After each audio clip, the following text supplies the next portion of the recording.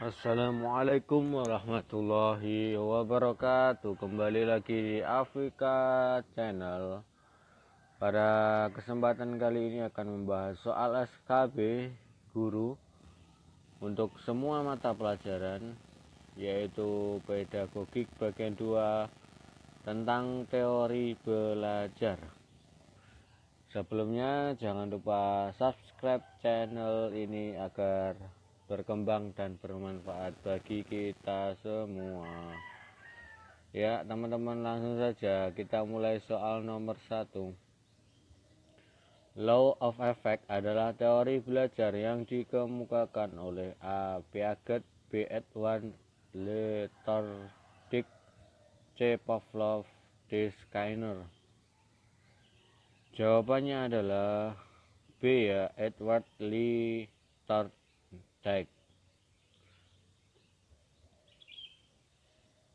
Menurut beliau bahwa belajar akan lebih berhasil bila respon siswa terhadap suatu stimulus segera diikuti dengan rasa senang atau kepuasan.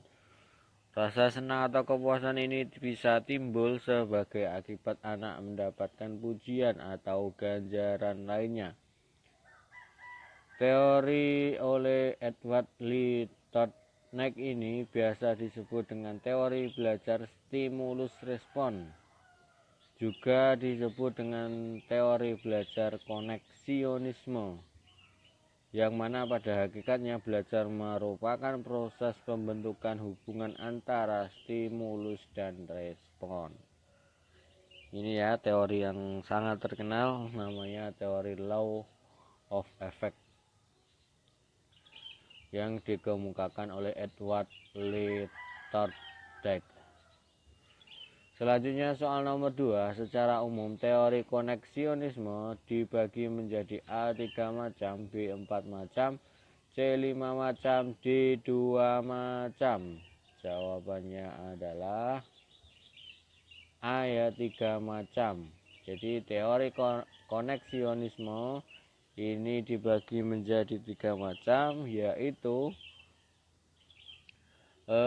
pertama hukum kesiapan atau law of readiness, yang kedua hukum latihan atau law of acquisition, dan yang ketiga adalah hukum akibat atau law of effect. Selanjutnya soal nomor 3. Konsep pembiasaan atau conditioning dikemukakan oleh seorang tokoh yang bernama A. Piaget, B. Edward Letardik, C. Pavlov, D. Skinner. Jawabannya adalah C ya, Pavlov. Jadi teori pembiasaan atau conditioning ini dikemukakan oleh Pavlov, yang mana pada intinya menurut Pavlov ini bahwa terkait dengan kegiatan belajar mengajar, agar siswa belajar dengan baik maka harus dibiasakan. Misalnya agar siswa mengerjakan soal pekerjaan rumah dengan baik, biasakanlah dengan memeriksanya, menjelaskannya, atau memberi feedback atau umpan balik terhadap hasil pekerjaannya. Jadi siswa ini akan lebih senang ketika ada PR, kemudian diperiksa gurunya, diberikan nilai atau diberikan pujian, ini akan lebih senang. Ini ya teori conditioning. Selanjutnya soal nomor 4. Tokoh yang berpendapat bahwa ganjaran atau penguatan mempunyai peranan yang amat penting dalam proses belajar adalah A. Piaget, B. Vygotsky, C. Bandura, D. Skinner. Jawabannya adalah D ya, Skinner. Nah, menurut Skinner ini terdapat perbedaan antara ganjaran dan penguatan. Ganjaran merupakan respon yang sifatnya menggembirakan dan merupakan tingkah laku yang sifatnya subjektif. Nah, sedangkan penguatan ini adalah sesuatu yang mengakibatkan meningkatnya kemungkinan suatu respon dan lebih mengarah pada hal-hal yang dapat diamati dan diukur. Ini ya menurut Skinner. Jadi yang paling penting dalam proses pembelajaran ini harus ada ganjaran atau penguatan. Selanjutnya soal nomor 5.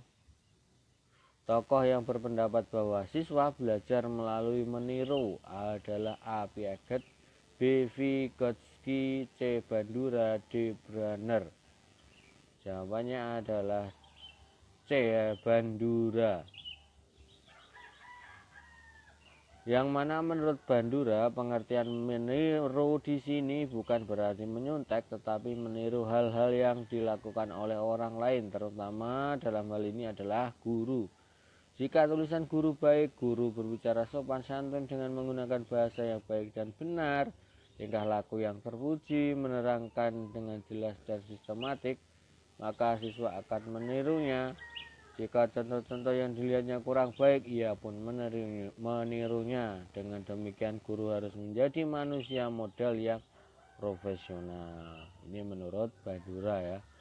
Jadi siswa ini belajar salah satunya adalah dengan cara meniru. Maka ketika nanti kita menjadi seorang guru harus menjadi tauladan yang baik.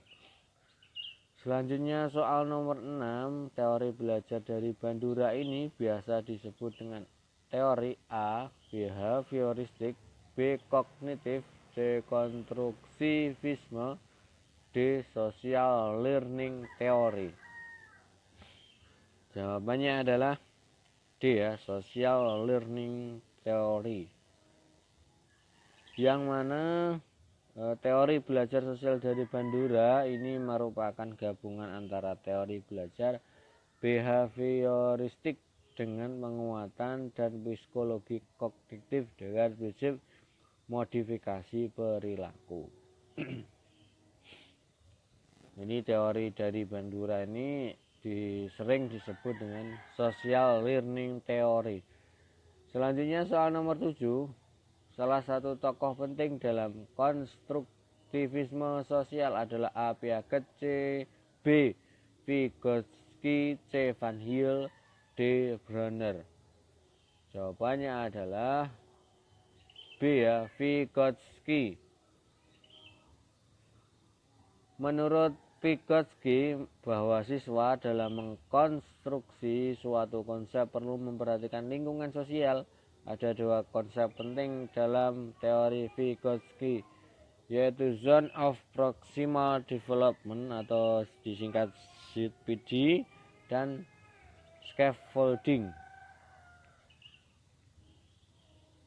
Ini teori yang terkenal dari Vygotsky ini ya, dua ini.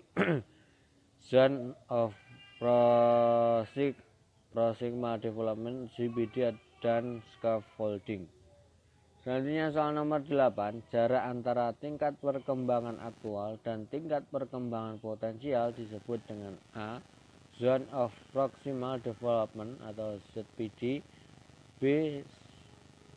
Scaffolding, C. Visualisasi, D. Akurasi. Jawabannya adalah A ya, Zone of Proximal Development. Jadi ZPD ini adalah jarak antara tingkat perkembangan aktual. Nah, perkembangan aktual ini adalah kemampuan pemecahan masalah secara mandiri. Sedangkan perkembangan potensial ini adalah kemampuan pemecahan masalah di bawah bimbingan orang dewasa atau melalui kerjasama dengan teman sejawat yang lebih mampu. Ini ya. ZPD. Selanjutnya nomor 9, pemberian sejumlah bantuan kepada siswa selama tahap-tahap awal pembelajaran disebut dengan A. Zone of Proximal Development atau ZPD, B. Scaffolding, C. Visualisasi, D. Akurasi. Jawabannya adalah B ya, Scaffolding. Bantuan yang dimaksud di sini ini bisa berupa petunjuk, dorongan, peringatan, menguraikan masalah ke dalam langkah-langkah pemecahan, memberikan contoh, dan tindakan-tindakan lain yang memungkinkan siswa itu belajar mandiri. Ini ya pengertian daripada scaffolding. Jadi intinya adalah pemberian sejumlah bantuan kepada siswa. Selanjutnya nomor 10, menurut Vygotsky, proses pengkonstruksian pengetahuan dibagi menjadi A 2 tahap, B 4 tahap, C 3 tahap, D 5 tahap. Jawabannya adalah C ya, 3 tahap. Adapun 3 tahap tersebut adalah perkembangan aktual atau tahap pertama, kemudian yang kedua perkembangan potensial atau tahap kedua, dan yang ketiga adalah proses internalisasi atau tahap ketiga. Selanjutnya soal nomor 11, tahap yang terjadi pada saat siswa berusaha sendiri menyudahi konflik kognitif disebut dengan A. Tahap perkembangan aktual atau tahap pertama, B. Perkembangan potensial atau tahap 2, C. Proses internalisasi atau tahap ketiga, D. Proses evaluasi. Jawabannya adalah A ya, tahap perkembangan aktual atau tahap pertama. Jadi pada tahap ini anak atau siswa sudah bisa menyudahi konflik kognitif. Selanjutnya soal nomor 12, aktivitas mental tingkat tinggi jika terjadi karena adanya interaksi sosial disebut dengan A. Tahap perkembangan aktual atau tahap pertama, B. Perkembangan potensial atau tahap kedua, C. Proses internalisasi atau tahap ketiga, D. Proses evaluasi. Jawabannya adalah C ya, proses internalisasi atau tahap ketiga. Selanjutnya soal nomor 13,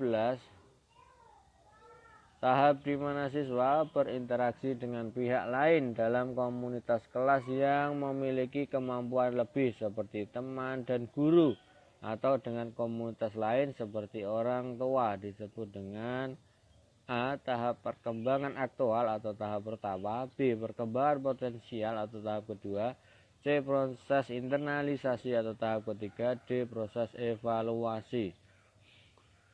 Selanjutnya soal jawabannya adalah B ya, perkembangan potensial atau tahap kedua. Selanjutnya soal nomor 14, seorang guru bangsa Belanda yang mengadakan penelitian dalam pembelajaran geometri adalah A. Piaget, B. Ausubel, C. Van Hiel, D. Brunner. Jawabannya adalah C ya, Van Hiel.